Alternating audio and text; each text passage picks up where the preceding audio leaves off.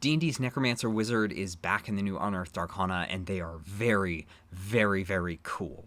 Not perfect, but very cool. The previous Necromancer focused too heavily on casting necromancy spells, and really the only I have undead minions thing we got was the ability to cast summon undead, which is really just not the fantasy of the subclass. The fantasy of a necromancer is having an army of undead. Like, that is what you want when you sit down and say, I want to play a necromancer. So they leaned into that really hard in the new version of the necromancer. Right at level 3, you get the ability to pick a skeleton or a zombie when you cast Find Familiar, but very important point, they still won't be able to attack because the rules for Find Familiar prevent them from attacking. But at the very least, like, they have humanoid hands. They can do stuff for you that other familiars couldn't, and that's very useful.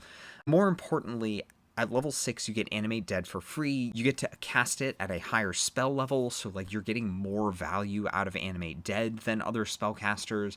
You'll get the ability to give your undead minions temporary hit points, and the capstone of the subclass lets you detonate undead when they're reduced to 0 hit points. You can do your own for free. Other creatures, you'll have to spend a reaction and potentially a spell slot. If you have a few undead minions wandering around in a fight, they drop to 0 hit points, you blow them up, they deal some necrotic damage and an area effect. It takes some of the sting out of losing one of your undead buddies. Like, it's half of the creature's unspent hit dice as d6s, so it's never going to be a huge amount of damage for your pets at least, but if you're fighting undead enemies and they go down, like, oh look, that Dracolich with like 30, 40 hit dice, that's quite a big bomb to set off in the middle of all of your enemies. So, yeah, very cool subclass. Lots of great ideas here.